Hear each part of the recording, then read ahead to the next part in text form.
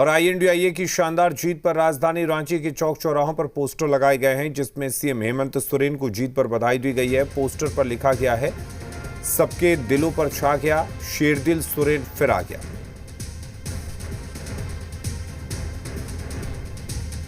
झारखंड विधानसभा चुनाव का मुकाबला बेहद दिलचस्प रहा। इंडिया गठबंधन ने जबरदस्त जीत हासिल की। इस पूरे कैंपेनिंग के दौरान इंडिया गठबंधन की तरफ से एक नारा काफी ज्यादा चर्चित रहा।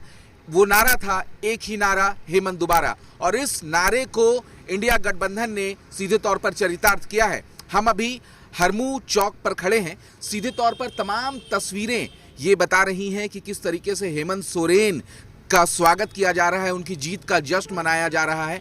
टाइगर रिटर्न के नाम से पोस्टर लगाए गए हैं। साथ ही साथ सबके दिलों पर छा गया, शेरदिल सोरेन फिर आ गया, इस तरीके की यहाँ पर नारेबाजी की गई है, स्लोगन्स लिखे जा रहे हैं। विधानसभा चुनाव में मिली बड़ी जीत पर तमाम जो लोग हैं वो सीधे तौर पर मुख्यमंत्री और इंडिया गठबंधन को बधाई देते हुए नजर आ रहे हैं। ये जो तस्वीरें लगी हैं वो झारखंड मुक्ति मोर्चा के प्रवक्ता मनोज कुमार पांडे के द्वारा लगाई गई हैं। तो अन्य लोग भी मुख्यमंत्री हेमंत सोरेन को विभिन्न चौक चौराहों पर पोस्टर के जरिए शुभकामनाएं दे रहे हैं। तो दरअसल जिस तरीके से प्रचंड बहुमत इंडिया गठबंधन ने हासिल किया है, उसके बाद इंडिया गठबंधन खेमे में उत्साह है। कैमरा पर्सन अरुण के साथ कामरान जलीली, जी मीडिया, रांची। आईएनडीआईए की शानदार जीत के बाद आज कांग्रेस की बैठक बुलाई गई है, जिसमें पार्टी के प्रदेश प्रभारी गुलाम अहमद मीर, प्रदेश अध्यक्ष केशव महतो, कमलेश समेत तीनों पर्यवेक्षक मौजूद रहेंगे। उसके बाद सीएम आवास पर गठबंधन की बैठक होगी, जिसमें विधायक दल के नेता का चयन होगा। इसके बाद हेमंत सोरेन सरकार बनाने का दावा पेश करेंगे। 26 नवंबर को हेमंत सोरेन की फिर से ताजपोशी हो सकती है।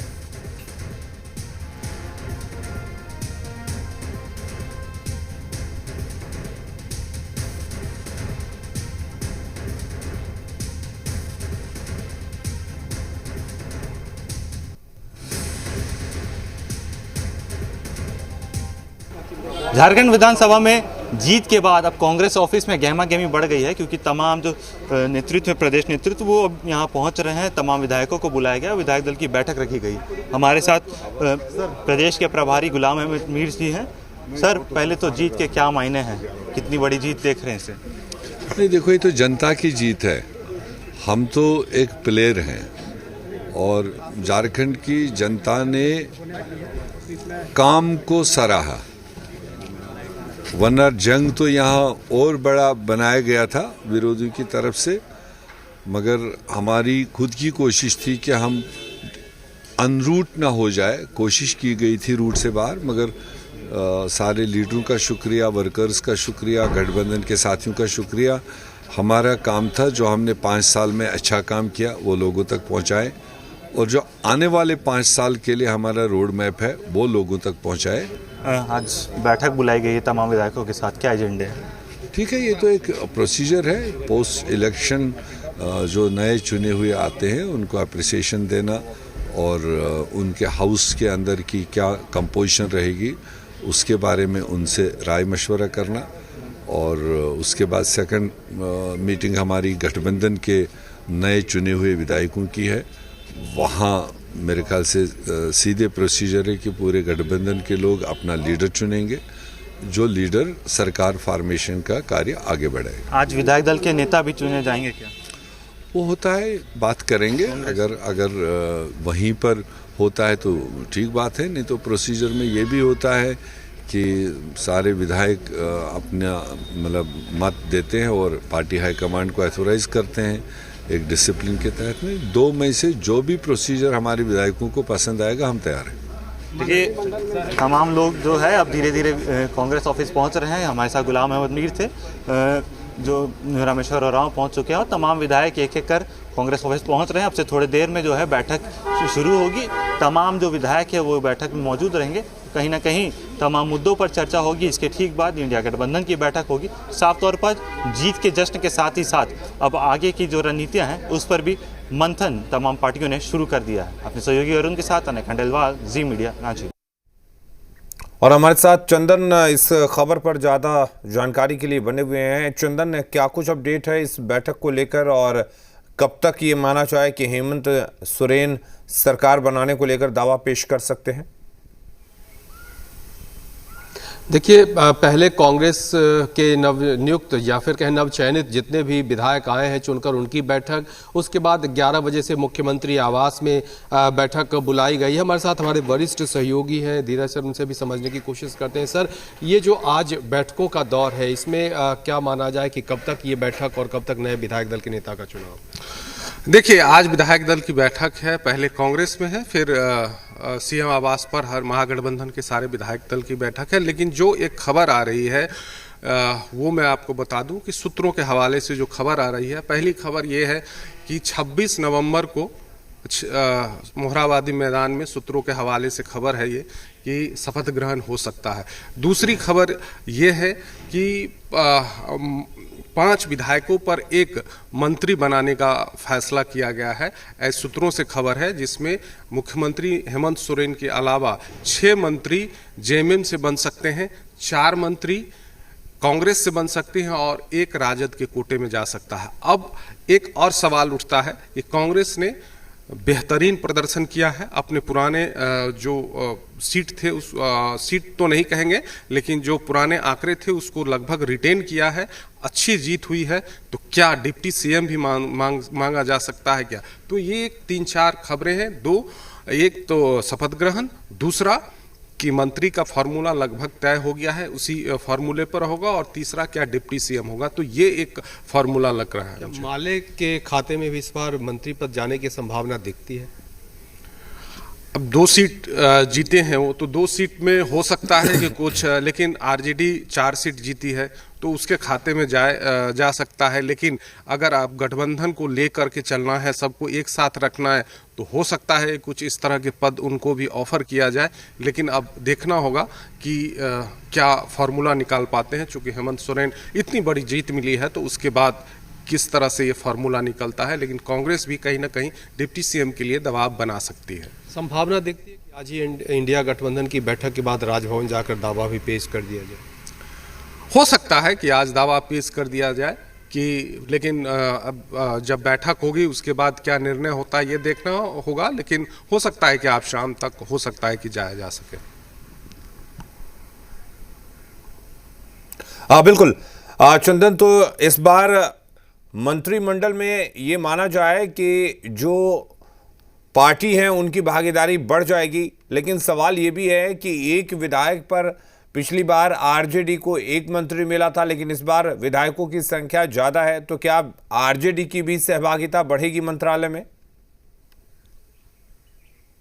देखिए, अब ये फाइनल फार्मूला, लेकिन अभी जो जानकारी मिल रही है सूत्रों के हवाले से, उसमें है कि 5 विधायकों पे 1 मंत्री का फार्मूला अंदर खाने तय हुआ है।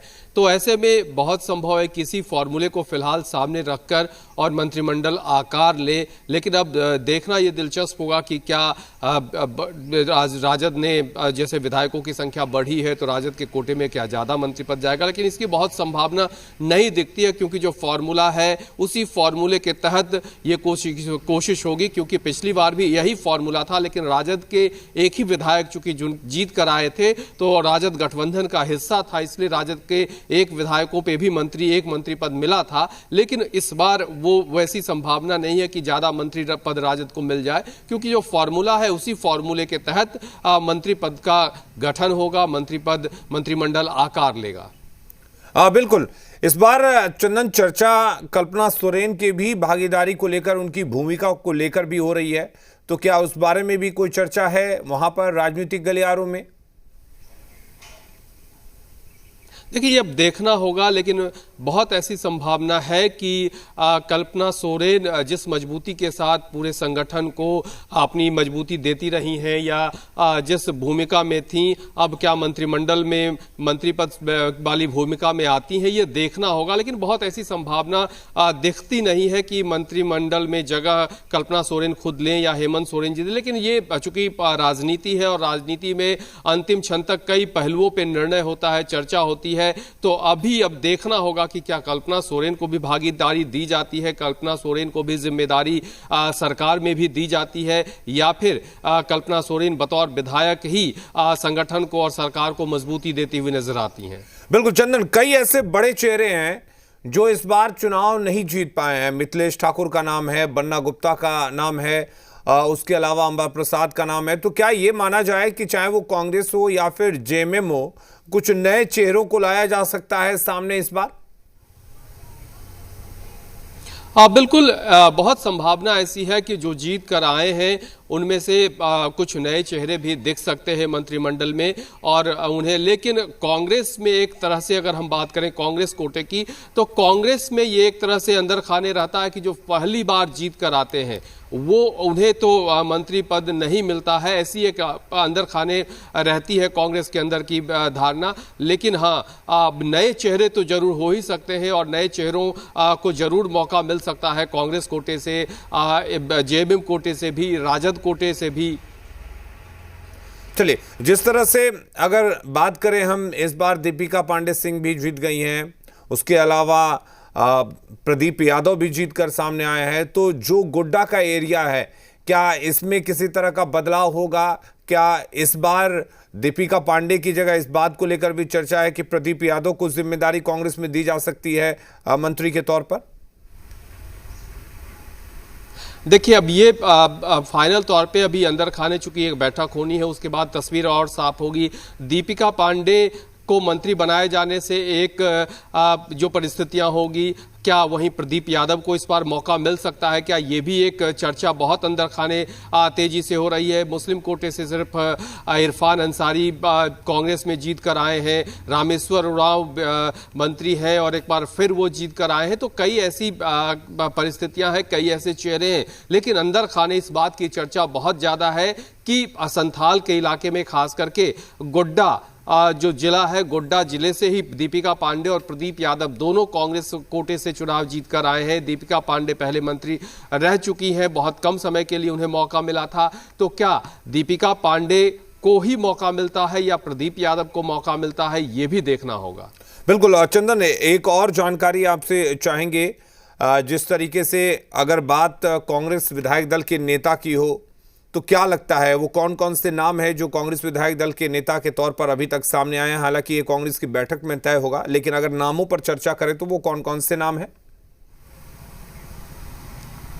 देखिए, कांग्रेस विधायक दल की जो अभी बैठक हो रही है उसमें किस तरह की सहमति बनती है, क्योंकि जो झारखंड कांग्रेस के प्रभारी हैं उन्होंने भी साफ तौर पे कहा कि अंदर खाने बैठक में अगर सहमति बन जाती है किसी एक नाम पे तो वहीं से नेता का चयन हो जाएगा। अगर, क्योंकि एक परंपरा ये भी रही है कि यहाँ से विधायकों के मत जानने के बाद सेंट्रल लीडरशिप को जानकारी दी जाती है और फिर वहाँ से भी तय कर दिया जाता है कि इन्हें मिलेगी कमान। लेकिन रामेश्वर उरांव वरिष्ठ नेता हैं, इसके अलावे देखना होगा पिछली बार आलमगीर आलम भी विधायक दल के नेता थे, तो क्या विधायक दल के नेता के तौर पर इस बार चूंकि आलमगीर आलम चुनाव नहीं लड़े हैं, उनकी पत्नी चुनाव जीत कर आई है, पहली बार है, तो क्या इरफान अंसारी को मिलता है या फिर क्या प्रदीप यादव पिछली सरकार में विधायक दल उप नेता के तौर पे जिम्मेदारी निभा रहे थे, क्या उन्हें मिलता है या फिर कोई और चेहरा सामने आते हैं। लेकिन कई परिस्थितियां हैं जिसपे चर्चा होगी अंदर खाने, लेकिन ये कोशिश होगी कि जो अभी बैठक शुरू हो रही उसमें कोई एक नाम पे सहमति बन जाए और फिर वहीं से चयन हो जाए।